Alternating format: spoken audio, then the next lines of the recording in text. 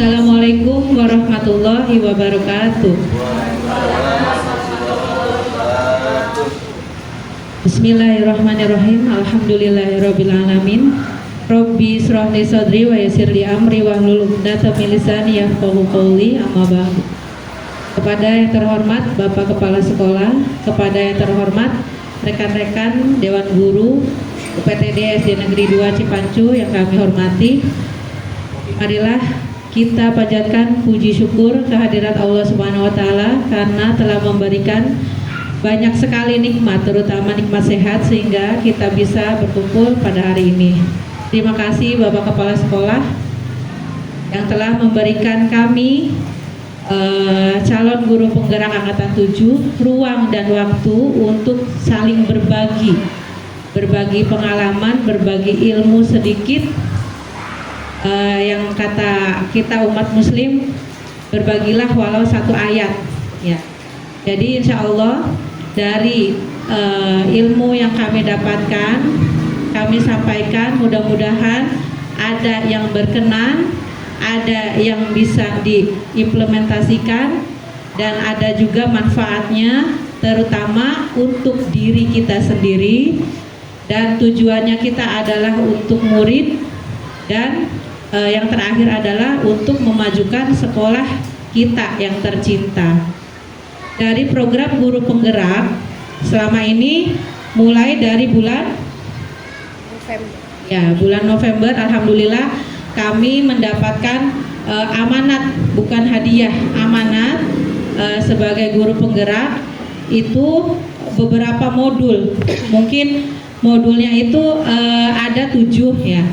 Sampai hari ini modulnya baru 4. Yang pertama adalah modul 1 tentang filosofi pendidikan Ki Hajar Dewantara. Jadi di dalam bab 1 itu, modul 1 itu tentang filosofi, kita akan mengetahui sebenarnya menurut beliau apa saja pendidikan itu. Apakah yang selama ini kita lakukan, kita pikirkan, apakah sudah benar? Kebenaran dan kesempurnaan hanya milik Allah. Cuma kita harus melakukan yang lebih baik lagi. Dan modul yang kedua itu adalah nilai-nilai dan peran kita sebagai guru, terutama guru penggerak. Ya, guru penggerak itu bergerak hatinya, ya, terus menggerakkan orang lain. Menggerakkan itu tidak butuh banyak, ada yang pro dan kontra, itu wajar. Nanti kita akan mempelajari tentang komunitas praktisi, seberapa luas kita harus bisa mempengaruhi, ya. Apakah kita bisa mempengaruhi orang dewasa? Apakah kita bisa merubah orang dewasa? Nah, nanti di modul-modul ini akan kami sampaikan. Dan modul yang ketiganya 1.3, masih modul 1, adalah visi dan misi guru penggerak. Visi, kita membuat angan-angan dari kegiatan yang kita peroleh, pendidikan dari pemahaman filosofi, dari nilai-nilai dan peran. Kita mempunyai misi, nanti akan membentuk pendidikan seperti apa. Berhayal tapi kita bermisi, kita terarah gitu ya. Kita tidak mau kan ya hanya diam di sini dalam suasana yang nyaman. Oh, di titik nyaman, oh murid banyak, kita ngajar, yang penting anak berangkat, ada rapot, anak naik. Tidak bisa kita ada di zona nyaman seperti itu. Dan nanti kita akhirnya di titik modul 1.4, yaitu tentang budaya positif. Budaya positif itu kebiasaan-kebiasaan baik, ya, bisa menjadikan suatu disiplin positif. Apa sih kok disiplin tapi positif? Ya, terus ada di disiplin itu ada tentang kegiatan kita selama ini.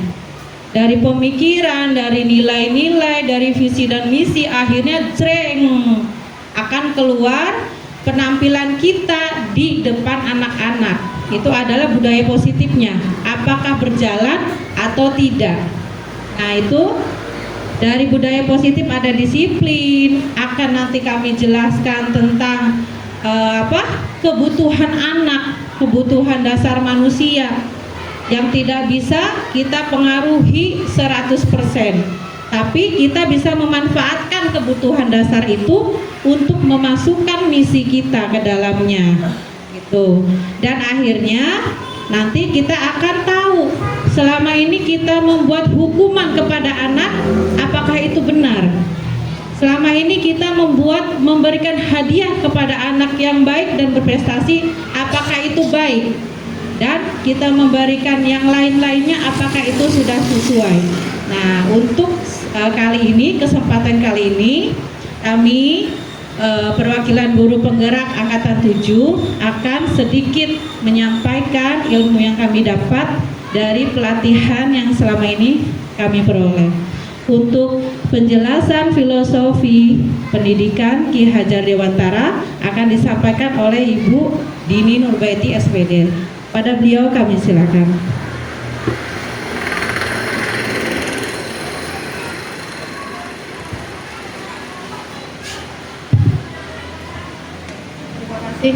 Assalamualaikum warahmatullahi wabarakatuh.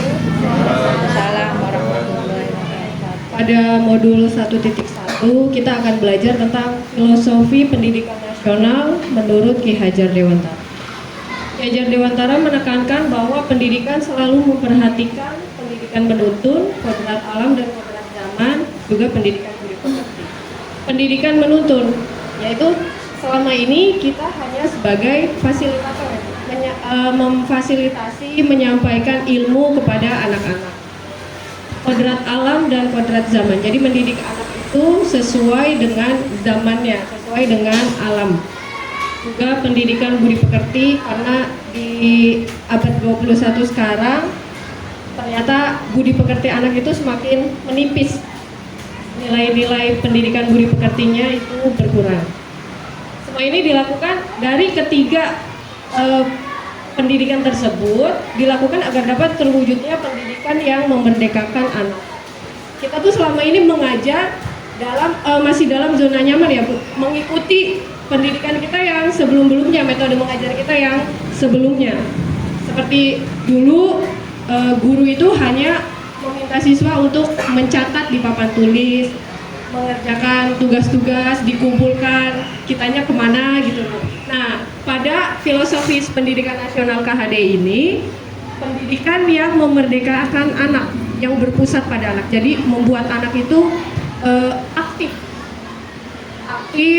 Jadi anak itu nyaman ketika mengikuti kegiatan pembelajaran. Nah, supaya anak itu nyaman, maka guru itu harus memiliki beberapa sifat kreatif, inovatif, dan memunculkan ide-ide pembelajaran yang baru. Setelah pemahaman filosofis pendidikan menurut Ki Hajar Dewantara, kita akan ke modul 1.2. Nah, ini ada beberapa contoh pendidikan yang berhamba pada murid. Berhamba, sebenarnya kata menghamba itu seolah-olah kita menuhankan, tapi menurut KHD menghamba ke anak tuh jadi berpusatnya ke anak-anak ya Bu, jadi tidak memaksakan kehendak. Kalau selama ini kan kita pendidikan itu berpedoman pada capaian kurikulum saja. Nah, sekarang kita memperhatikan juga kebutuhan dan kemampuan anak. Di modul yang selanjutnya kita akan belajar tentang nilai-nilai dan peran guru penggerak. Peran guru penggerak dulu ya. Ada yang berpihak pada murid, mandiri, reflektif, kolaboratif, dan inovatif. Berpihak pada murid yaitu pembelajaran yang berpusat pada murid. Mandiri, anak itu tidak selalu bergantung dengan gurunya. Jadi diberikan tugas, anak bisa mengerjakan secara mandiri. Kita hanya menuntunnya saja. Reflektif, jadi nggak coba diam, ada tugas diam. Berkolaboratif, dia bisa bekerja sama dengan timnya, dengan temannya. Terakhir, inovatif, mampu memunculkan ide-ide atau gagasan yang baru.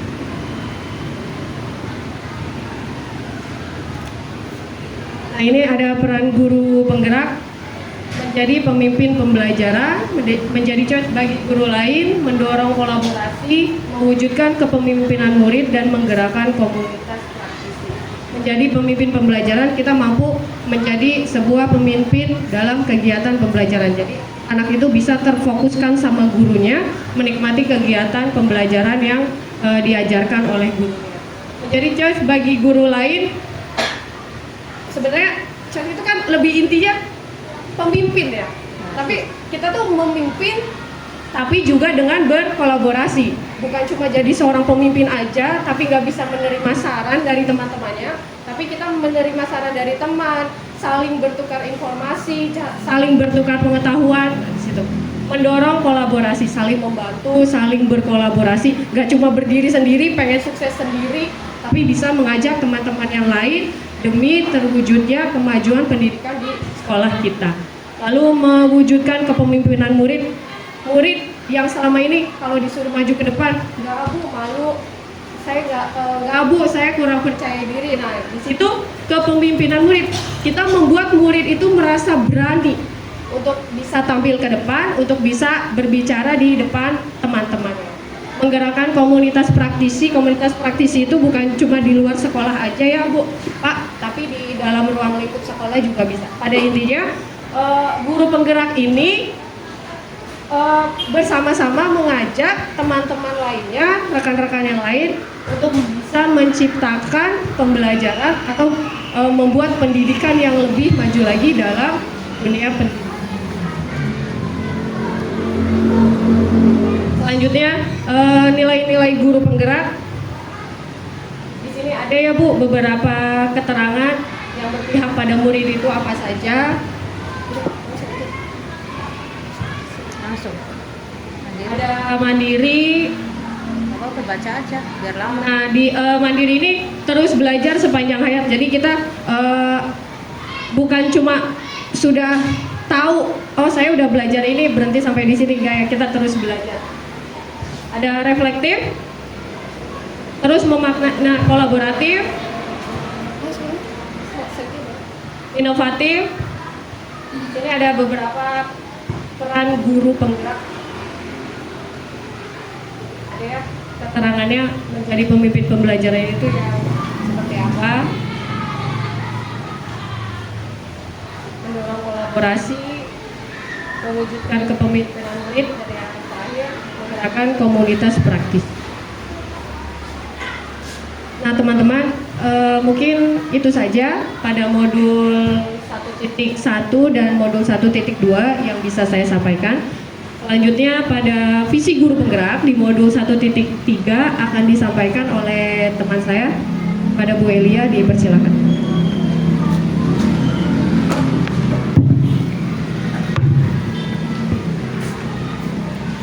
Terima kasih. Sedikit menambahkan tentang menghamba pada anak itu,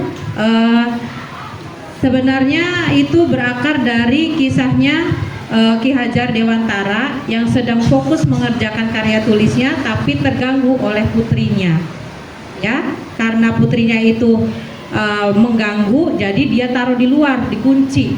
Sedangkan di luar itu karena beliau itu tinggalnya di Belanda. Beberapa menit setelah karya tulisnya selesai, dibukalah pintu, ternyata putri kecilnya yang di luar itu sampai membeku.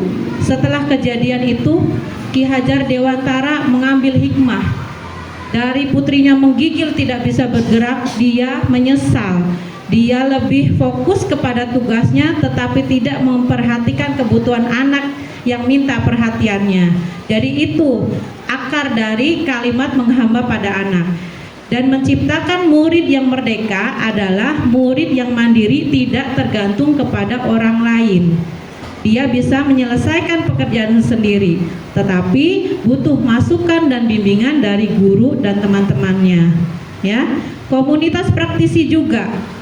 Kami berdua di sini mempunyai visi dan misi sesuai dengan modul 1.3. Mungkin ada beberapa rekan guru yang dari kami menyampaikan sudah terbuka pikirannya, itu sudah terpengaruh ingin menjadi baik. Nah, ada juga yang bukan berarti tidak setuju karena belum terbuka. 2 orang misal yang sudah ikuti pemikiran kami, 2 orang itulah boleh menjadi komunitas praktisi kami ya, untuk menjalankan visi dan misi guru penggerak. Nah, dari 2 orang ini, 2 orang, 1 Ibu Iha di kelasnya menjadi komunitas praktisi di kelasnya, mempengaruhi murid, mempengaruhi wali murid, Ibu Pipit juga di kelasnya gitu. Jadi setelah 2 orang menjadi komunitas praktisi bertambah. Dari orang tua murid pasti saja ada yang kontra dan pro. Nah ya, jadi membentuk komunitas praktisi itu tidak harus semua mengikuti pemikiran kita. Pasti ada perbedaan pemikiran. Nah selanjutnya tentang visi guru penggerak ini, kami ya akan membuatkan tentang ini sistemnya, alurnya itu bagja ya. Setiap rencana kita, misalkan di sekolah mau membuat kegiatan apa, bagja itu singkatan B, buat pertanyaan. Nah, coba Bu. Nah ini ya, bagja itu B-nya buat pertanyaan utama, contohnya ya. Nah di sini pertanyaannya melakukan observasi. Nah sebenarnya ini pertanyaannya adalah misalkan apa yang akan kita bentuk dari murid. Misalkan ya, kami akan membentuk anak lebih kreatif. Misalkan kita harus buat judul dulu, judulnya anak harus lebih kreatif. Nah B, buat pertanyaan dalam diri sendiri. Nah, apa yang akan kita bentuk dari anak? Itu pertanyaan utama dari bagja ya. Terus apa yang akan kita lakukan dengan cara apa? Terus A-nya ambil pelajaran. Ambil pelajaran tuh sebelum kita membuat konsep yang baru ini, kan kemarin kita udah belajar, udah mengajar. Oh iya, kemarin anak-anak masih banyak yang belum bisa membaca, padahal sudah kelas 6. Ditulis, catat, diambil pelajaran. Terus gali mimpi.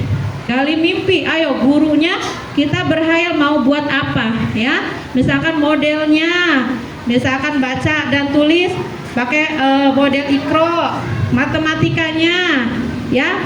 Saya sendiri sejak SD, SMP, SMA tidak tertarik dengan matematika. Gurunya nulis, muridnya ada yang ngobrol, ada yang ngantuk.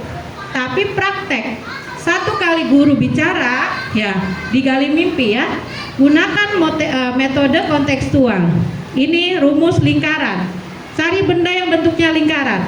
Oh iya, tutupnya drum, seperti itu. Rumusnya ini, sok diukur. Jadi anak bergerak, tidak akan kehabisan akal untuk belajar. Gali mimpi. Saya percaya rekan-rekan semua banyak mimpi-mimpi indah tentang untuk menciptakan muridnya menjadi belajarnya menyenangkan.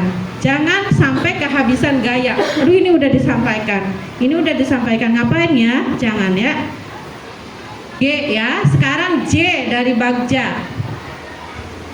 Jabarkan rencananya dengan sistematis. Karena semua itu harus tertulis. Semua tersusun seperti notula ya. Boleh catatan kecil. Setelah ini sampaikan dalam bentuk klasik, boleh ya. Terus kasihkan konseptual, boleh kontekstualnya, dan tugas-tugas dirinci seperti itu. Dan alhamdulillah kita sudah melaksanakannya di agenda ya, mudah-mudahan bisa dilanjutkan. Dari bagja yang terakhir adalah atur eksekusi. Eksekusi itu tindakan yang terakhir ya. Pertama, kita harus siapkan nih. Oh iya, caranya ini, rencananya ini, alatnya tidak ada. Oh iya, Bu Pipit mau menerangkan tentang kisah-kisah Nabi. Berarti atur eksekusinya, siapkan alat elektro atau apa ya.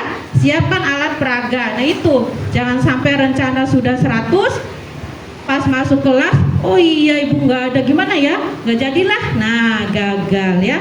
Nah, itulah alurnya Bagja. Jadi kita harus terkonsep. Selanjutnya,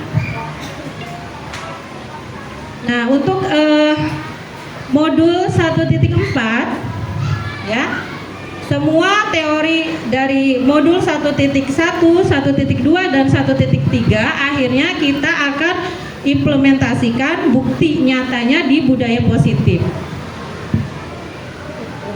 Selainnya kayak tadi. Ya, Bu. Ya, budaya positif. Selainnya teteh. Ini. Yang pertama. Yang pertama sini. Budaya positif itu ya kebiasaan-kebiasaan baik, tetapi tidak ada paksaan, tidak ada hukuman ya. Ini positif nih, piket. Tapi kalau yang tidak piket dihukum. Apakah itu budaya positif? Nah, bukan ya.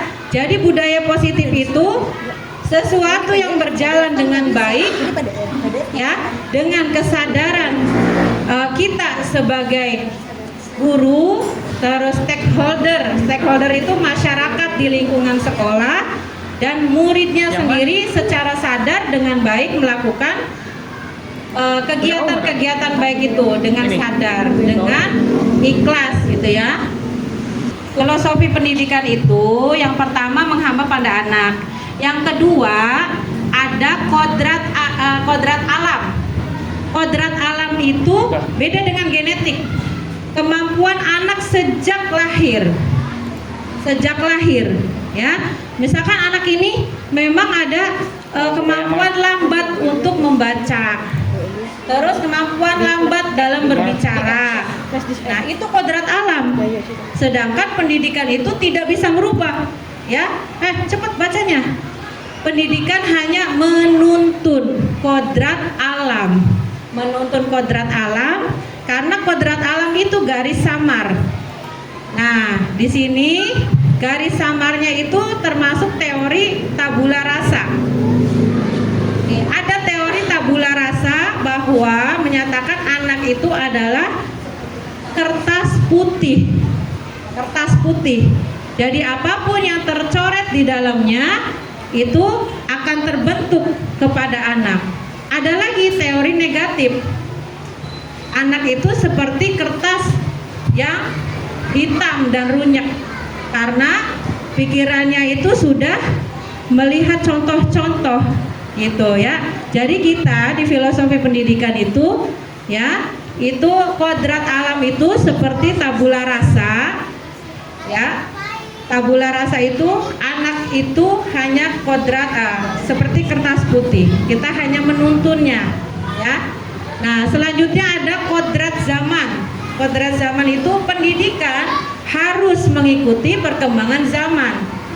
Perkembangan zamannya sudah pakai HP. Gunakan, anak ini setiap hari nonton HP. Nah, gunakan, manfaatkan.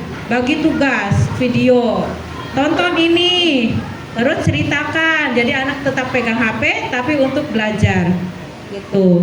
Terus infokus boleh di kelas supaya tidak jenuh. Ada lagi tentang apa? Ya, tadi ya. Selanjutnya budaya positif. Yang tadi budaya positif adalah nih, latar belakangnya anak-anak merupakan sebuah kehidupan akan tumbuh menurut kodratnya sendiri, yaitu kekuatan hidup lahir dan batin yang harus diperhatikan dalam pendidikan. Mendidik anak adalah mendidik masyarakat ya, karena anak bagian dari masyarakat. Kita mempersiapkan masa depan anak untuk kehidupan lebih baik. Demikian pula mendidik anak berarti mendidik bangsa. Jadi tidak usah kita perang ke medan perang, kita didik aja yang ada di depan kita. Karena kelak kita tidak ada, mereka lah yang melanjutkan kita. Terus guru adalah pamong untuk menuntun murid menjadi pribadi yang bertanggung jawab dengan menerapkan budaya positif di sekolah.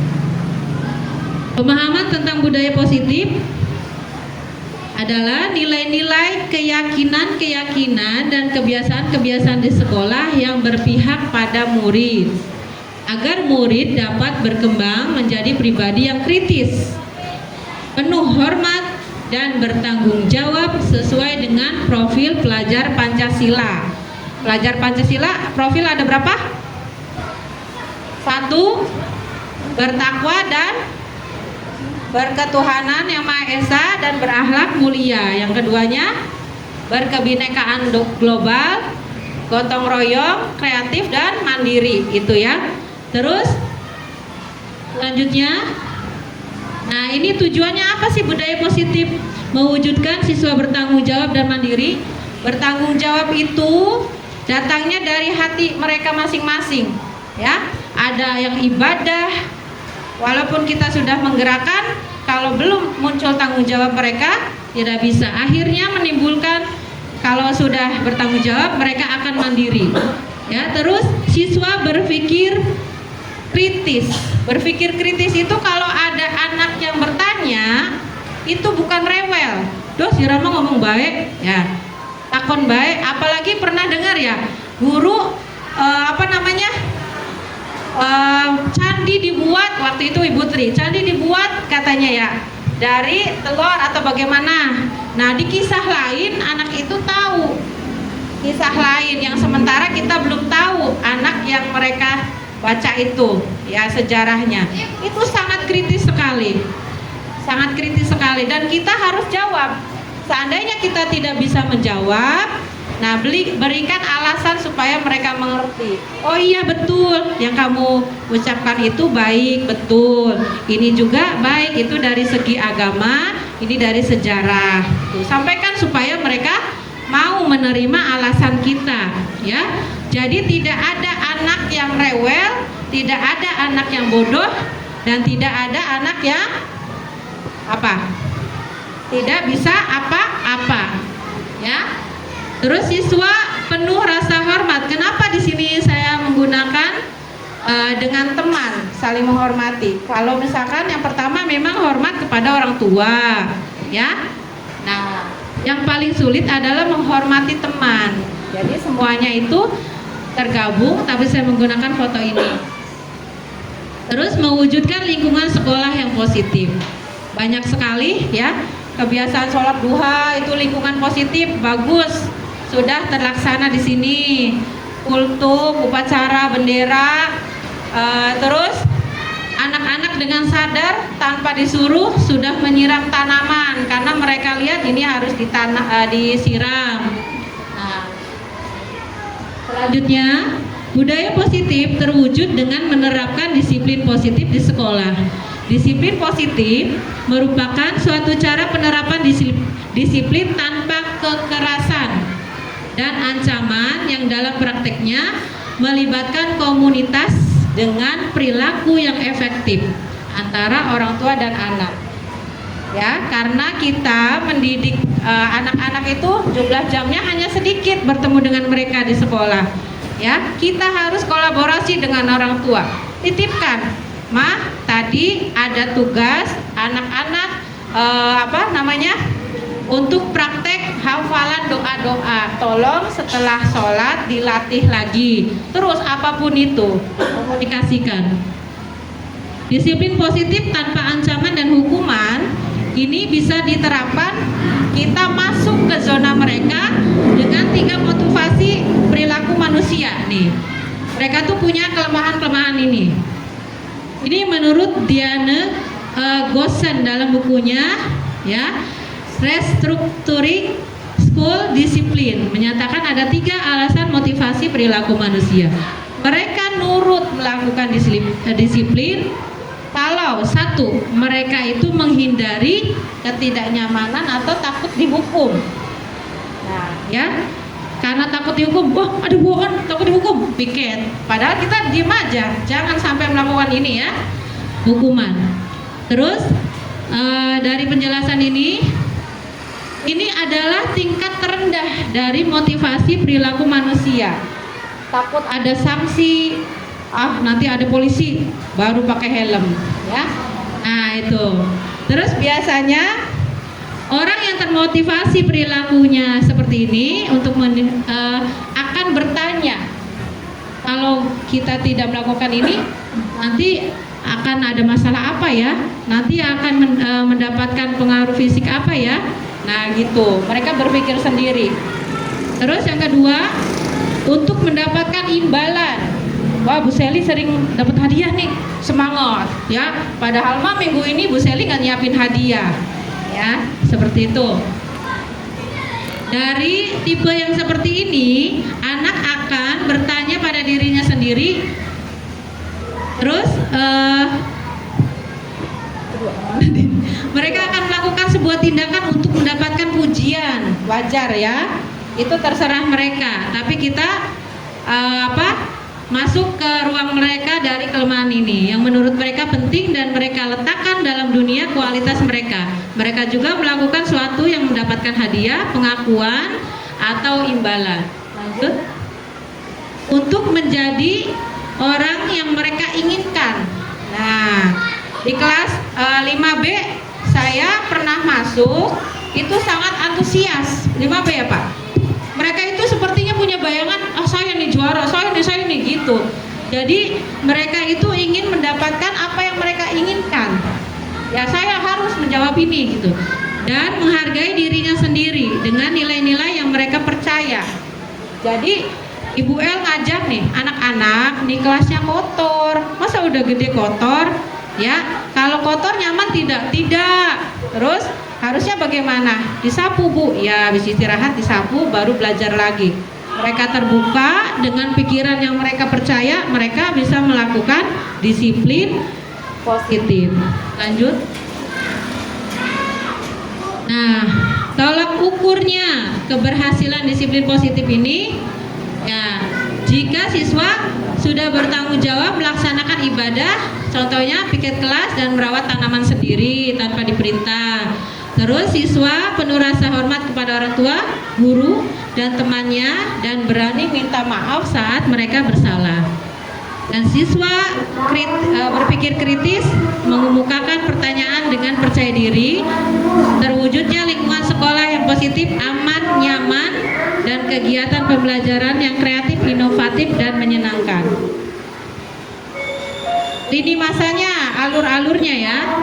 Pertama, kita memberikan pemahaman, sosialisasi budaya positif dulu dengan rekan-rekan. Terus memberikan pemahaman kepada siswa. Budaya positif itu apa, manfaatnya apa. Terus membangun rasa percaya diri, memberikan contoh. Setelah menjelaskan gurunya tidak baik, ya akhirnya balik lagi nol ya. Jadi harus ada teladan dari guru. Lanjut. Nah ini dukungan yang dibutuhkan. Kepala sekolah memberikan izin.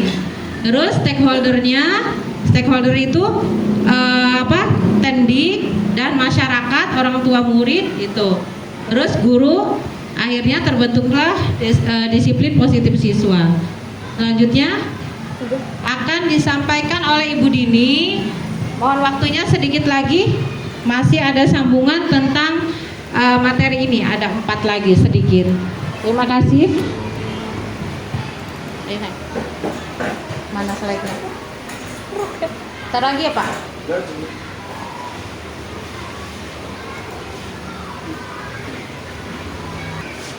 Lanjut ke budaya positif modul 1.4. Ini pada modul ini kita akan mempelajari tentang disiplin positif dan nilai-nilai kebajikan universal, teori motivasi, hukuman penghargaan dan restitusi, keyakinan kelas, kebutuhan dasar manusia dan dunia berkualitas. Lalu restitusi ada 5 posisi kontrol dan restitusi segitiga restitusi.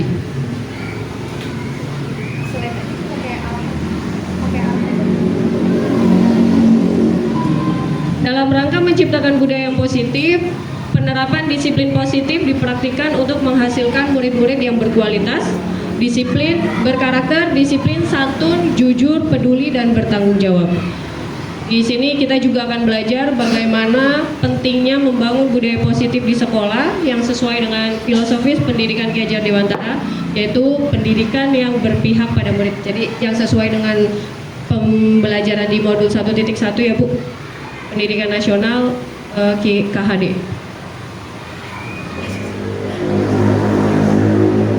Budaya positif merupakan perwujudan dari nilai-nilai atau keyakinan universal yang diterapkan di sekolah. Budaya positif juga diawali dengan perubahan paradigma tentang teori kontrol, dan barangkali selama ini kita sebagai guru merasa berkewajiban mengontrol perilaku murid agar memiliki perilaku yang sesuai dengan yang diharapkan oleh guru. Kebiasaan-kebiasaan di sekolah juga yang berpihak pada murid agar murid dapat berkembang menjadi pribadi yang kritis, penuh hormat dan bertanggung jawab. Dalam mewujudkan budaya positif ini, kita sebagai guru memegang peranan sentral, di mana guru perlu memahami posisi apa saja yang tepat untuk dapat mewujudkan budaya positif baik dalam lingkup kelas maupun sekolah. Selain itu, pemahaman akan disiplin positif juga diperlukan karena sebagai pamong, guru diharapkan dapat menuntun murid untuk menjadi pribadi yang bertanggung jawab. Jadi mulainya penerapan budaya positif ini kita dimulai bisa dari ruang kelas kita dulu ya Bu, di ruang lingkup kelas kita. Nah setelah itu baru di lingkup sekolah. Disiplin positif dan nilai-nilai kebajikan universal. Nah tujuan dari penerapan disiplin positif ini agar terbentuknya murid-murid yang berkarakter, berdisiplin, santun, jujur, peduli, bertanggung jawab, dan merupakan pembelajar sepanjang hayat sesuai dengan standar kompetensi kelulusan yang dan budaya positif ini juga harus dilaksanakan secara konsisten dengan berkolaborasi dengan seluruh pihak sekolah. Kita perlu melaksanakan kerjasama karena tidak bisa dilaksanakan secara mandiri. Selanjutnya ada nilai-nilai kebajikan universal. Nilai-nilai kebajikan universal merupakan sifat-sifat positif manusia yang merupakan tujuan mulia yang dicapai setiap individu. Ini menurut Dr. William Glasser pada teori kontrol menyatakan bahwa setiap perbuatan itu memiliki satu tujuan ya pasti. Ketika kita melakukan sesuatu pasti kita memiliki tujuan tersendiri. Seperti contohnya, saya membuat kesepakatan kelas di kelas 2, kebetulan saya memegang kelas rendah. Tujuannya tuh apa sih? Nah, dibuatnya kesepakatan kelas ini supaya siswa itu, baik siswa maupun guru sama-sama menerapkan beberapa kesepakatan yang sudah dibuat oleh guru dan muridnya. Lalu ada teori motivasi, hukuman dan penghargaan, juga restitusi. Restitusi di sini membantu murid untuk lebih memiliki tujuan, disiplin positif dan memuliakan dirinya setelah berbuat salah. Melalui restitusi ketika murid berbuat salah, guru itu akan menanggapi dengan cara yang memungkinkan murid untuk membuat evaluasi internal tentang apa yang dapat mereka lakukan untuk memperbaiki kesalahan mereka dan mendapatkan kembali harga diri. Lalu murid juga memerlukan bertanggung jawab atas perilaku yang mereka pilih, namun mereka juga dapat memilih untuk belajar dari pengalaman dan membuat pilihan yang lebih baik dari waktu yang akan datang. Jadi memperbaiki kesalahannya dan tidak akan mengulangi kesalahannya tersebut. Di sini ada keyakinan kelas. Ini ada beberapa gambaran pembuatan keyakinan kelas. Jadi kita itu meminta siswa itu memberikan ide usulannya apa aja sih yang harusnya dilakukan oleh siswa, dan nanti dari ide-ide tersebut dimusyawarahkan apa aja yang akan disetujui. Keyakinan kelas itu merupakan nilai-nilai kebajikan universal yang disepakati secara tersirat dan tersurat. Tersirat disampaikan idenya, tersurat lalu tertulis. Jadi tidak membandingkan suku, negara, agama maupun bahasa. Ada kebutuhan dasar manusia dan dunia berkualitas. Nah, semua tindakan manusia itu memiliki tujuan tertentu dan semua yang kita lakukan adalah usaha terbaik kita untuk mendapatkan apa yang kita inginkan. Jadi ketika seorang murid misalkan melakukan suatu perbuatan yang bertentangan dengan nilai-nilai kebajikan, itu sebenarnya dikarenakan mereka gagal memenuhi kebutuhan dasar mereka. Contohnya kayak anak tuh nakal banget sih ini, nggak bisa dikasih tahu. Nah berarti anak ini kebutuhan dasarnya itu kurang kasih sayang, kurang perhatian. Jadi untuk mendapatkan kasih sayang atau perhatian dari teman-temannya atau gurunya, si anak akhirnya melakukan suatu kesalahan. Ada 5 kebutuhan dasar manusia, ada kebutuhan bertahan hidup, kebutuhan kasih sayang dan rasa diterima, penguasaan, kebebasan, dan kesenangan. Kebutuhan bertahan hidup, kebutuhan yang bersifat fisiologis untuk bertahan hidup, kesehatan, rumah, dan makanan, kebutuhan pokok. Selanjutnya ada kasih sayang, koneksi, saling menerima, saling perhatian, untuk kasih sayang dan rasa diterima. Ada juga penguasaan, ini berkaitan dengan pencapaian sesuatu, menjadi lebih kompeten, terampil, dan diakui prestasi atau keterampilan. Ada lagi kebebasan, kebutuhan yang berkaitan dengan kemandirian dan pilihan, juga mampu mengendalikan arah hidup seseorang. Yang terakhir ada kesenangan, kebutuhan untuk merasa senang, mencari kesenangan, bermain, dan tertawa. Selanjutnya dunia berkualitas. Nah, dunia berkualitas itu ialah tempat khusus dalam pikiran kita di mana kita menyimpan gambaran representasi dari semua yang kita inginkan. Bisa berisi orang-orang, hal-hal apa saja yang terbaik dalam hidup kita dan membuat kita merasa bahagia dan terpenuhi kebutuhan dasar kita. Jadi dalam dunia berkualitas itu kita juga membutuhkan orang sebagai support system ya Bu, yang penyemangat, bukan hanya dari keluarga, bukan hanya dari orang-orang terdekat, rekan kerja, anak-anak, tapi juga mungkin ada beberapa orang pilihan yang bisa sebagai support system dalam kehidupan kita. Lalu ada beberapa hal-hal atau kejadian yang bisa membuat kita merasa bahagia dan terpenuhi kebutuhan dasarnya. Nah, di sini kita akan belajar tentang segitiga restitusi. Restitusi itu ada 5 posisi kontrol. Jadi posisi kontrol guru, ada sebagai penghukum, pembuat merasa bersalah, teman, pemantau, dan manajer. Posisi penghukum, biasanya seorang penghukum itu menggunakan fisik maupun verbal ya. Guru-guru atau orang-orang yang menjalankan posisi sebagai penghukum ini biasanya memiliki keyakinan bahwa sekolah itu memerlukan sistem atau alat yang dapat lebih menekankan murid lebih dalam lagi. Nah, biasanya pada posisi ini guru tuh sering berkata, patuhi aturan saya, atau awas kalau kamu tidak patuh pada perintah saya. Nah, itu posisi penghukum. Ada juga posisi pembuat merasa bersalah. Nah, pada posisi ini biasanya guru itu lebih menegur ke siswanya, lebih menegur ke gurunya itu dengan suara yang lemah lembut. Jadi seolah-olah membuat si siswa ini merasa bersalah. Kata-kata yang keluarnya biasanya, Ibu sangat kecewa sekali nih dengan kelakuan kamu. Nah, jadi membuat si murid itu merasa bersalah. Ada lagi posisi teman. Guru pada posisi ini tidak akan menyakiti muridnya, namun akan tetap berupaya mengontrol murid melalui persuasi. Posisi teman pada guru bisa juga bersifat positif ataupun negatif. Positifnya itu dimana guru bisa berhubungan baik dengan muridnya, jadi menggunakan kata-katanya lebih ke teman sendiri ya.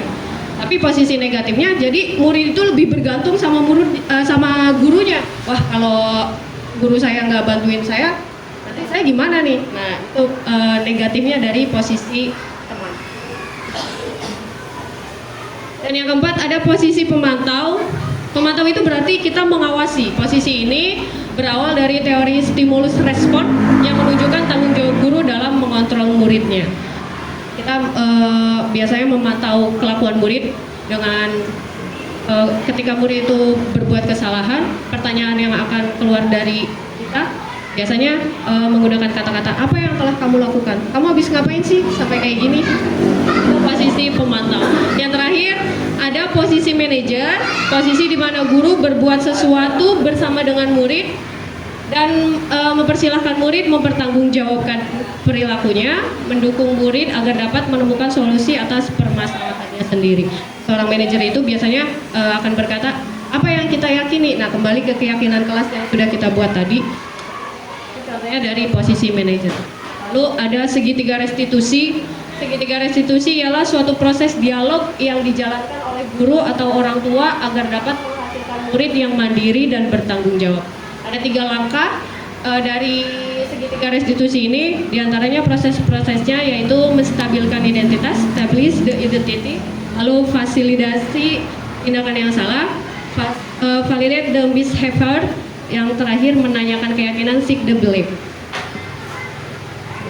Nah, ini ada menstabilkan identitas. Bagian dasar dari segitiga ini bertujuan untuk mengubah identitas anak dari orang yang gagal karena melakukan kesalahan dan menjadi orang yang sukses. Ketika anak melanggar peraturan dan sedang mencari perhatian adalah anak yang sedang mengalami kegagalan, yaitu jadi berawal dari kebutuhan dasarnya dulu. Selanjutnya ada validasi tindakan yang salah. Biasanya guru di sini menyuruh anak untuk menghentikan sikap yang tidak baik. Kamu besok jangan sampai telat lagi ya, jangan sampai bangunnya kesiangan lagi. Itu validasi tindakan yang salah. Tujuannya untuk menunjukkan bahwa guru memahami alasan dibalik tindakan murid. Harusnya kita bertanya dulu alasannya, oh bisanya berangkatnya terlambat itu kenapa? Dari validasi tindakan yang.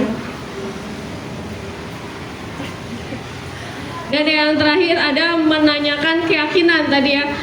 Teori kontrol itu menyatakan bahwa kita pada dasarnya termotivasi secara internal ketika identitas sukses telah tercapai pada langkah 1 dan langkah 2, maka kita juga bersiap untuk dihubungkan dengan nilai-nilai yang dia percaya, dan yang terakhir itu berpindah menjadi orang yang dia inginkan. Pertanyaan dari menghubungkan keyakinan anak dengan keyakinan kelas atau keluarga itu apa nilai-nilai umum yang telah kita sepakati. Jadi dia kembali kepada keyakinan kelasnya. Ada contoh praktik segitiga restitusi di gambar yang pertama. Saya ambil contoh dari kelas 6 ketika salah satu anak ketahuan mencontek jawaban temannya. Dan yang kedua ada seorang anak yang sedang mencoret-coret dinding kelas. Itu saja mungkin yang bisa kami sampaikan keterkaitan antara dari modul 1 sampai modul titik 4. Barangkali dari teman-teman semua ada yang ingin ditanyakan atau yang ingin disampaikan, silakan. Ada Mbak. Ya, Bon. Dari kelima posisi kontrol, posisi mana yang lebih baik diterapkan kalau belum di sekolah? Terima kasih pada Ibu Oon. Ibu Oon bertanya posisi Maju teknik biar kelihatan kamera. Biar kelihatan kamera nih. Biar kelihatan kamera.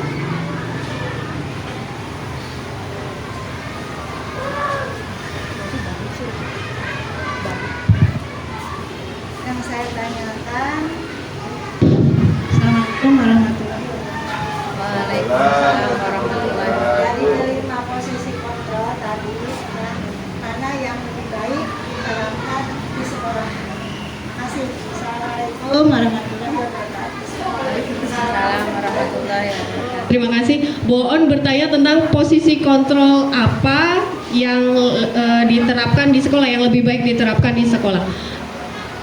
Kalau menurut saya pribadi ya Bu, dari penjabaran 5 posisi kontrol guru tadi, mungkin kita lebih condong ke posisi manajer. Kalau posisi manajer itu kita bersama-sama mencari pemecahan masalahnya. Seperti contohnya, Ibu di sini tidak akan mencari alasan.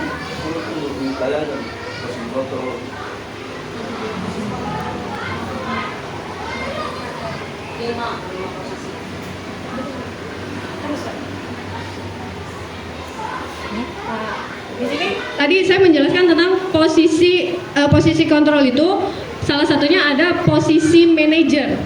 Nah, posisi manajer itu di mana guru berbuat sesuatu bersama murid. Jadi guru bukan gurunya aja yang akhirnya memutuskan si murid itu harus berbuat apa, atau muridnya aja yang memutuskan oh saya tidak perlu melakukan ini lagi, jangan sampai melakukan ini lagi. Jadi sama-sama guru itu berkolaborasi ya Bu, antara guru dan muridnya.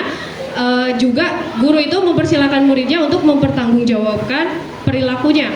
Jadi kasih kesempatan ke murid untuk menemukan solusi atas permasalahannya sendiri, tetapi kita juga masih dalam memantau untuk perbaikan kesalahan murid itu.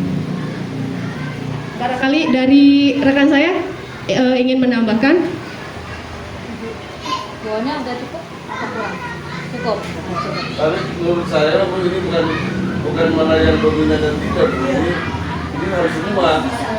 Menurut saya semua posisi ini harus semua, harus dimiliki oleh guru.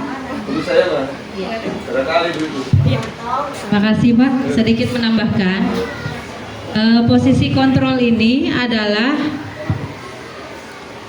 5 cara. Yang pertama, cara seorang guru menjadi penghukum. Contoh, ada anak terlambat, kemudian dia diberikan sanksi. Kamu kenapa terlambat? Kesiangan Bu. Nah, sudah jam berapa ini? Sebagai hukuman kamu keliling. Nah, atau sebagai hukuman copot sepatu kamu, lari-lari. Ciri-ciri dari penghukum adalah tindakan atau konsekuensinya itu menyakitkan hati anak yang mendapatkan sanksinya. Itu ciri-ciri penghukum. Ya Pak. Jadi 5 itu berbeda Pak. Yang kedua adalah membuat rasa bersalah. Contoh, mungkin saya pribadi pernah, jangan ribut aja, senam, nanti dimarahin Pak Kasim tuh, nanti Ibu dimarahin Pak Kasim gimana? Nah, mereka akan merasa bersalah. Oh iya, nanti Bu Elia dimarahin kepala sekolah. Ya sudahlah, anak itu terlambat. Kamu kenapa terlambat? Kalau kamu terlambat terus, ibu yang malu. Mereka merasa bersalah karena guru itu mengucapkan omongannya itu. Ciri-cirinya dari guru itu kata-katanya begitu. Kalau pembuat rasa bersalah. Nah, ada lagi yang teman. Kayaknya siapa nih dominan yang sebagai teman? Ya, Pak, ayo Pak, ini gimana sih Pak? Udah tenang nih caranya. Pak susah, ya udah nih kasih caranya. Nah, seperti itu. Ada yang terlambat? Duh, gimana sih kamu? Kok kesiangan terus?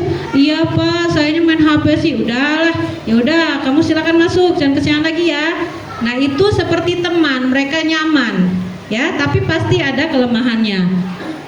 Dan cara selanjutnya adalah pemantau. Biasanya pemantau ini mengumpulkan data-data. Kamu sudah 3 kali kesiangan terus. Kemarin 5 menit, sekarang 10 menit. Nah ya, kenapa kamu? Oh, tidurnya jam 9. Seperti itu. Jadi mengumpulkan data-data kalau pemantau, diperhatikan. Selanjutnya ini yang menurut teori kami adalah yang sempurna, manajer. Manajer ini seorang guru akan melakukan 3 langkah restitusinya itu dengan sempurna Pak. Ini 3 langkah restitusinya ya. Kalau yang lainnya mungkin 3 langkah ini ada yang dipakai, ada yang tidak. Kalau yang manajer ini menstabilkan identitas dulu. Yang pertama, anak terlambat. Kenapa Asep terlambat? Oh iya Bu, saya kesiangan, malamnya begadang sih Bu. Oh iya, Ibu juga pernah kesiangan. Ibu juga pernah menstabilkan. Mereka ketakutan, stabil dulu suasananya, membuat nyaman dulu walaupun mereka bersalah. Itu langkah yang pertama. Yang kedua, validasi tindakan, menjelaskan bahwa tindakan kamu tetap salah. Iya Asep, kamu ibu dan pernah kesiangan, tapi kamu sadar tidak ini perbuatannya salah? Iya Bu, salah Bu, maaf. Nah, yang ketiganya menanyakan keyakinan supaya kamu tidak kesiangan lagi. Gimana nih caranya?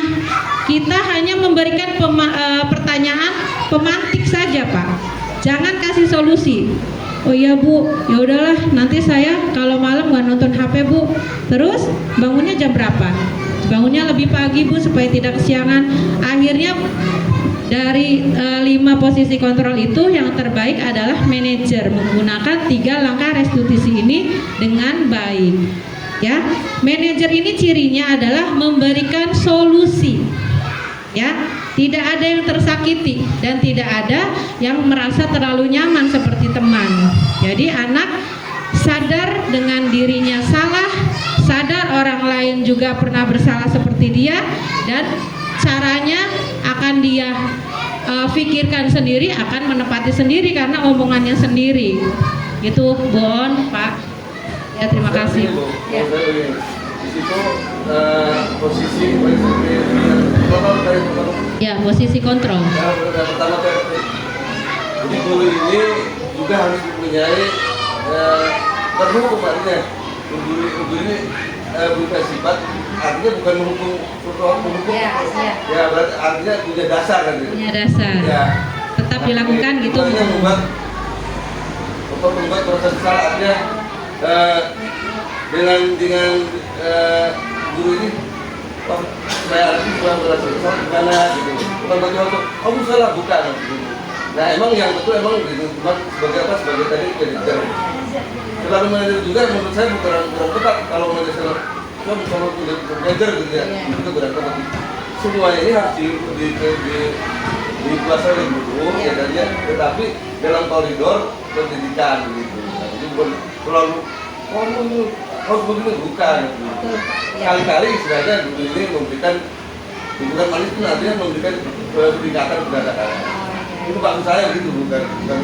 Ya, Pak. Tadi saya setuju ya dengan karena tadi saya sedang mendengarkan itu ya, jadi yang dimaksud oleh ibu adalah mungkin pilih salah satu begitu kan ya. Tipe gurunya, Pak. Tipe gurunya. Ya. Terima kasih Bu. Ya, terima kasih Pak. Mungkin ini dikaitkan ya Bu Dini dengan tadi sudah disampaikan belum perbedaan hukuman, konsekuensi, dan restitusi. Selama ini kan kita misalkan ya anak-anak tahu-tahu, kamu dihukum, kamu nggak ngerjain PR, udah tulisan yang banyak. Taunya kita hukuman aja, anak juga taunya mereka sedang dihukum. Nah ternyata ada 3 kriteria, ada hukuman, ada konsekuensi, ada restitusi. Kalau hukuman ciri-cirinya itu ada merasa yang tersakiti karena tidak rela atau dipermalukan, itu hukuman. Nah kalau konsekuensi itu pengganti.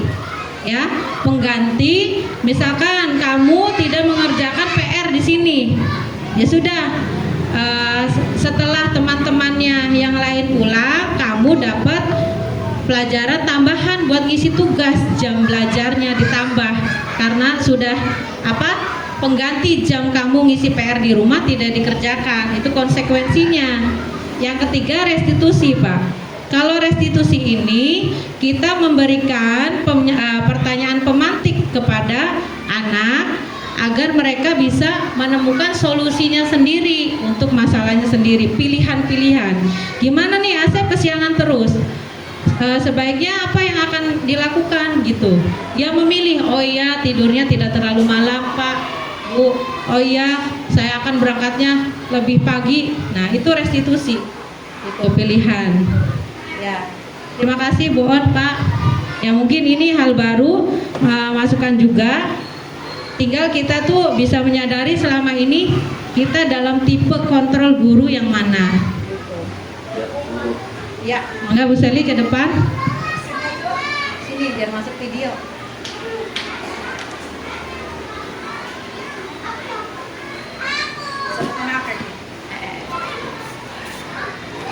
Punten jadi perpanjang waktu.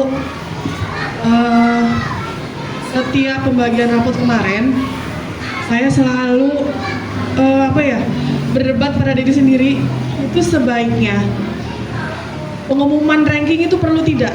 Sedangkan kalau kita mengacu pada kurikulum 2013, rankingan itu sudah tidak ada lagi. Ya. Tetapi tadi menurut Ibu Diana ya, bahwa anak itu butuh pengakuan. Ya, jadi menurut Ibu bagaimana nih? Apakah kalau kita mengacu pada K13 itu sudah tidak ada lagi pengumuman ranking karena anak karena kita mengacu pada karakter anak. Ya, tidak ada pembeda yang lain-lain. Seperti itu. Kita hanya fokus pada karakter anak. Jadi rankingan itu sungguh nggak perlu lagi lah seperti itu. Tapi sekarang kita masih pengumuman ranking, ada sampai dikasih hadiah. Itu kenyataannya banyak anak-anak yang down, terutama yang rankingnya turun sampai menangis. Seperti itu. Bagaimana tanggapan Ibu? Kasih. Assalamualaikum. Bang.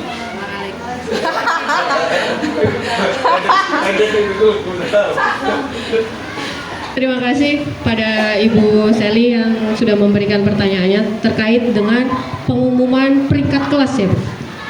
Sebenarnya peringkat kelas itu juga bisa memotivasi siswa, memotivasi murid atas pencapaian nilai atau pencapaian dia selama pembelajaran di semester tersebut. Ada sisi positif dan ada sisi negatifnya. Sisi positifnya itu bisa meningkatkan semangat pada siswa yang teman-temannya itu masih belum bisa mencapai dari biasanya kan di kelas itu yang diumumkan hanya 10 besar, 10 peringkat besar.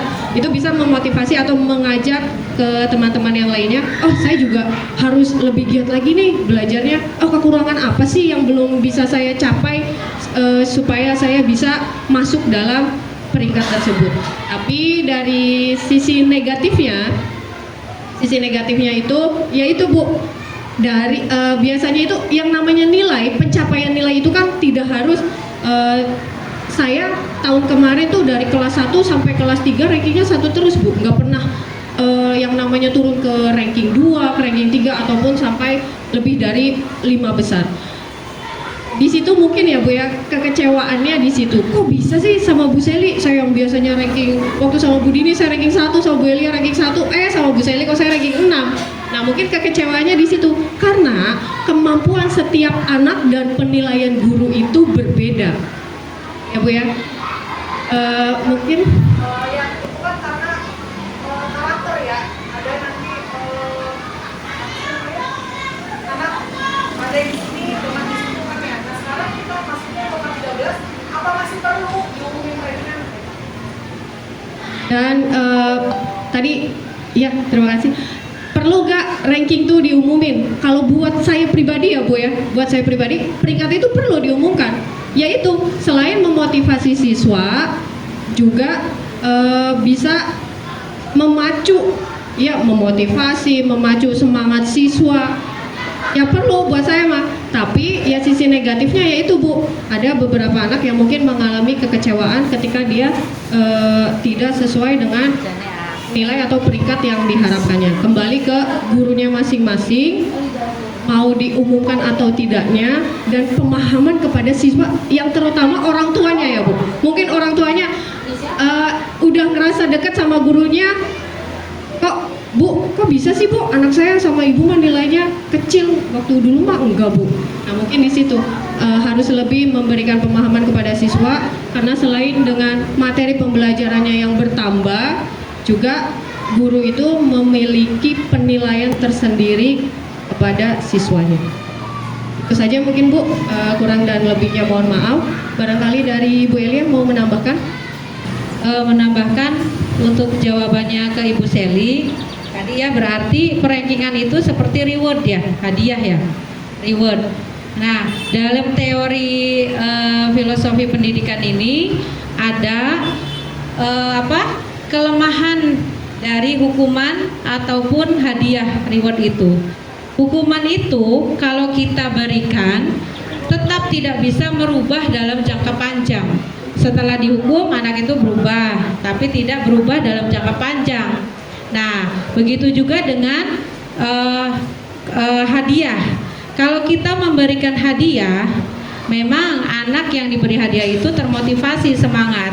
Tapi dampak buruknya adalah akan menimbulkan kecemburuan, ya. Terus itu kecemburuan dari temannya dan melemahkan semangat dari temannya. Kenapa kurikulum 13 itu tidak ada ranking? Mungkin para ahli sudah mempertimbangkan ranking itu, bahkan bukan ranking saja, NEM standar itu sudah tidak ada. Nah, itu pertimbangannya mungkin seperti itu. Jadi, walaupun seandainya kita orang tua yang bijak, kita melihat prestasi anak mandiri saja dari deskripsi. Gitu ya. Deskripsinya anak sudah sangat baik, berarti anak unggul. Dalam dirinya itu hal apa? Jadi, mungkin kita karena terbiasa dengan adanya rankingan, seperti tidak merasa belum puas ya Pak kalau tidak ada ranking. Intinya supaya anak terpacu nih, supaya pintar dapat ranking, jangan males seperti itu kan. Tapi ternyata dalam teori ini penghargaan itu memang dampaknya besar ya, menurunkan motivasi anak yang tidak mendapatkan prestasi, dan akhirnya yang berprestasinya juga malah kebanyakan sombong gitu ya. Nah seperti itu, jadi disesuaikan dengan kurikulum 13, sebaiknya tidak ada perankingan. Hanya saja seorang guru sebelum bagi rapot itu menjelaskan ke orang tua bahwa yang diperlukan adalah bukan nilai dari persaingan mereka di kelas, tapi nilai kompetensi kemampuan anak secara mandiri gitu. Ya, mungkin Bu Seli bagaimana jawabannya? Ini orangnya bisa satu malah. Iya. Ya, ya. Jadi ya. Jadi begini ya, untuk teori kan macam-macam ya, teori pembelajaran itu. Yang diharapkan teori pembelajaran yang diharapkan sekarang adalah berpusat kepada anak. Artinya tadi kata betul kalau Ibu El itu tidak ada yang pandai, tidak ada yang bodoh gitu, tidak ada yang anak bisa mengikuti. Dianggap anak itu semua mengikuti.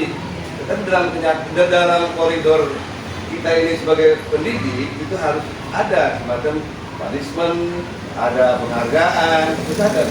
Tetapi dalam kurikulum 13 tidak dicantumkan dalam lapor itu, tidak boleh dicantumkan. Karena apa? Karena tadi teorinya adalah bahwa anak ini memiliki kemampuan anak sendiri. Ada yang anak ini lambat, gitu. Tapi untuk memacu, intinya untuk memacu bukan untuk mendorong, untuk memacu anak ini supaya berlomba. Ya, kalau untuk gimana harus ada Bu, harus ada. Kita ini sebagai pendidik harus punya barangkali itu dibutuhkan untuk kan kita ada lomba lah gitu ya. Itu. Jadi harus ada setiap minimalnya itu setiap kenaikan minimalnya harus ada. Karena apa? Untuk bahan guru yang lain di atasnya itu. Jadi harus ada. Iya, itu diumumin. Tapi tidak ditulis. Hanya diumumkan. Tidak diumumkan. Nah, untuk memacu saja, memacu. Ya, ada pun tadi betul yang namanya pendidikan guru kan masing-masing berbeda. Tapi saya kira kalau menjalankan teori-teori yang benar, yang ada yang koridor yang sama, tidak mungkin lah. Ya, tidak jauh artinya. Tadi yang satu, jauh 10, tidak jauh. Tidak, tetapi itu juga bisa juga begitu karena apa? Ya tadi fluktuatif pendidikan anak kan juga. Ya itu saja. Udah sekarang kita lagi enak, anak tentunya lagi ini belajar. Nah, karena terpengaruh HP yang karena melihatnya HP-nya berkontrol lah itu. Udah pernah belajar, bisa saja kan itu. Menurut saya itu harus Pak. Harus ada penghargaan kepada anak-anak yang berprestasi. Ya Pak, terima kasih. Betul Pak, terima kasih. Sebetulnya di teori kami juga, bukan teori kami, teori filosofi Ki Hajar Dewantara ini memang ada Pak penghargaan, tapi tidak boleh dilakukan secara terus-menerus gitu. Boleh, misalkan sewaktu-waktu buat stimulan. Tapi pernah apa saya upacara yang rapi dapat hadiah. Setelah upacara yang rapi saya tunjuk, saya berikan hadiah uang 2000. Besoknya rapih lagi. Nah tapi setelah saya tidak memberikan hadiah, hadiah yang mana? Akhirnya mereka berantakan. Jadi hadiah dan hukuman itu tidak merubah mereka dalam jangka panjang, kecuali karena hadiah itu faktor dari eksternal mereka, bukan dari internal hati mereka sendiri Pak. Jadi boleh ada hadiah, tapi tidak boleh secara terus-menerus gitu Pak. Ya, sewaktu-waktu. Betul Pak. Terima kasih Pak. Mungkin yang lain, lihat. Udah ya Pak? Ya. Ini ya Bapak. Itu refleksi itu. Oh iya. Dulu sebagai refleksi itu saya ingin kayak kurang ini. Yang tadi Pak. Iya, dulu sebagai pertama apa sebagai refleksi itu. Ya apa yang pertama sih? Oh, slide yang tadi waktu penjelasan. Nah, yang jelas itu Bang. Peran nih, Nah, begini tadi menjelaskan refleksi. Kalau apa tadi itu? reflektif. Oh, reflektif. Iya. Nah, ada penjelasan di belakang. Ada. Nah, oh, merah. Ini, Pak. Jadi tadi saya kurang serat yang menjelaskan begini itu jelasin apa yang tadi reflektif ini. Artinya reflektif ini menurut saya ini guru itu bisa untuk merefleksi anak-anak. Gitu. Artinya pembidik kan jelasin apa gitu. Kayaknya berefleksi apa tadi dia? Iya, Kayak Pak. saya kurang serat materi. Iya, iya. Nah, lebih baik dibaca ini ya Bu. Ya refleksi itu apa gitu di sini nih. Ya tadi itu. Apa tuh baca? Saya kurang jelas. Oh ya.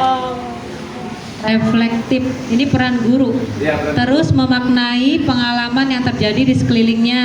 Eh, Terus guru memanfaatkan pengalaman yang positif ataupun negatif sebagai pembelajaran untuk menuntun dirinya, murid, dan sesama guru.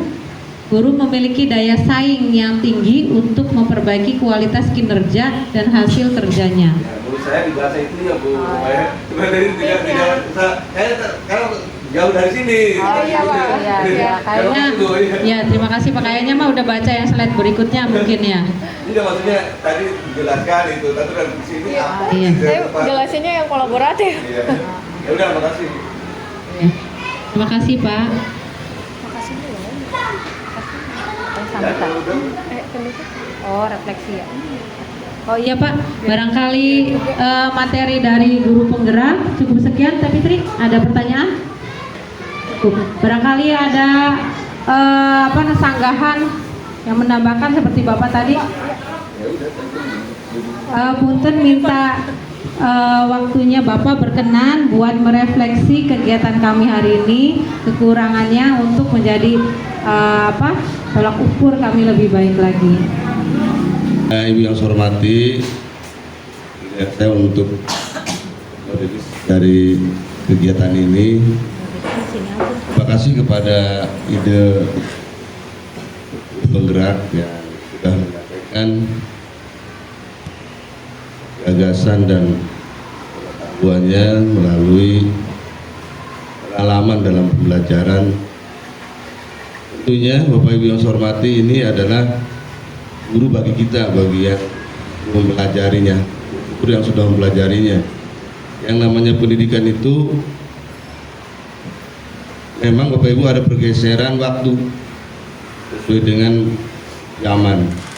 Waktu kita atau saya waktu kecil, yang namanya pembelajaran itu mungkin yang nomor pertama yang punishment begitu ya, wangi terus itu zamannya waktu itu.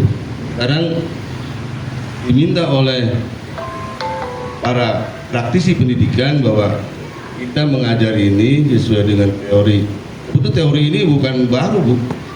Namanya diajar Dewantara ini kan sudah lama, sejak kita sekolah juga sudah. Tetapi kebijakannya beda, kebijakannya. Jadi yang membedakan adalah kebijakannya. Teorinya sama. Kita waktu sekolah di sekolah guru begitu, teori ya begini, betul sudah. Bahwa anak adalah pusat dari kita belajar. Jadi kita belajar itu, mengajar itu berdasarkan pusatnya anak.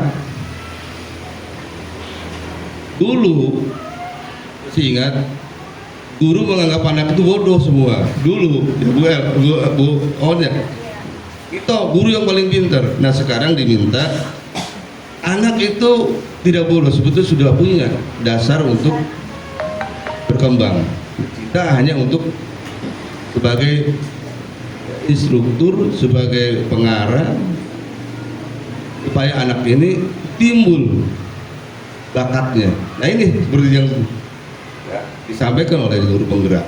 Nah ini Bapak dan Ibu, sedikit-sedikit marilah kita ikut untuk belajar memahami tentang pendidikan sekarang. Memang betul loh Bapak dan Ibu, tadi dikatakan bagaimana kalau tidak punishment bagaimana, anak-anak bagaimana, kalau ada punishment terus bagaimana. Emang ada nilai plus dan ada nilai negatifnya.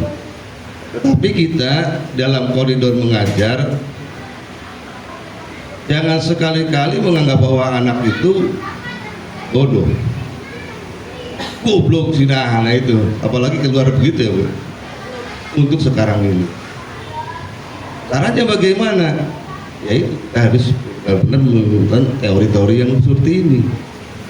Nah, terima kasih Pak Bu ya, insiden Mangga dikembangkan, dan hal semacam ini kalau memang perlu dilakukan untuk kemukakan ke Bapak dan Ibu guru sangat baik sekali, karena sekarang baru beberapa orang bertanya Bu, bertanya karena mungkin bisa saja bertanya itu karena apa ya, tahu tetapi ingin tes, bisa saja bertanya itu memang yang hal yang baru gitu.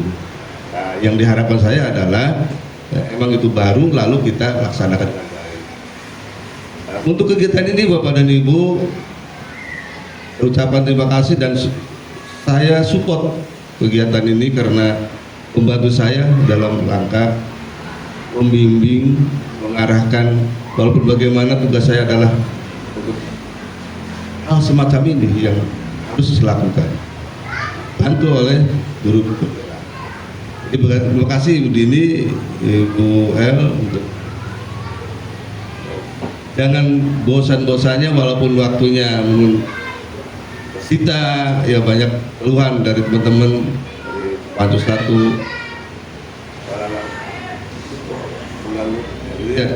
ini adalah hal yang baik, dan apabila maunya ada ketidakpuasan, artinya maunya kita sudah jadi begini, kita sudah begini, kita sudah begini, lalu kita maunya ada ganjalan yang tidak sesuai dengan hati kita ambil hikmahnya saja.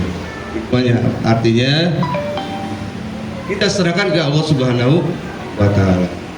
Berarti ini belum waktunya saya, belum harinya saya. Jadi kita berserah kepada Allah Subhanahu wa Ta'ala, berdoa dan berdoa.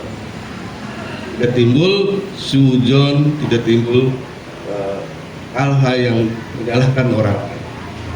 Nah, ini yang diharapkan oleh saya. Yang namanya manusia bisa berusaha, bisa berjuang, tetapi tetap saja kepada Allah Subhanahu wa Ta'ala yang mengabulkan. Apa deh? Terima kasih ya. Mama lagi rapat. Dan mungkin tidak harus saya jelaskan lagi karena sudah dijelaskan, dan Mama lagi rapat. mohon maaf Bu penggerak ya, tadi poin-poin yang tadi saya tidak mendengarkan, jadi saya salah persepsi ya kan ya, karena salah persepsi ya, itu kalau salah persepsi pasti pendapat itu salah ya kan ya, dan kesimpulan itu salah. Setelah dijelaskan persepsi belah itu harus memilih, ya harus dipilih ya kan ya, begitu saja. Terima kasih. Kurangnya saya lebih kurang saya mohon maaf. Bila itu mudah. Wassalamualaikum warahmatullahi wabarakatuh. Waalaikumsalam warahmatullahi wabarakatuh. Penutup ini. Terima kasih Bapak Kepala Sekolah yang telah memberikan refleksi dari kegiatan kami hari ini. Terima kasih untuk rekan-rekan juga yang meluangkan waktunya untuk bisa berkolaborasi dengan kami hari ini. Mudah-mudahan sedikit ilmu yang kami sampaikan ini bisa bermanfaat dan bisa diamalkan dalam kehidupan kita sehari-hari. Mohon maaf apabila sudah mengganggu waktu jam tugas mengajar dan banyak kekurangan dari penyajian kami ataupun dari kata-kata kami mohon maaf sekali lagi. Billahi taufik wal hidayah. Wassalamualaikum warahmatullahi wabarakatuh.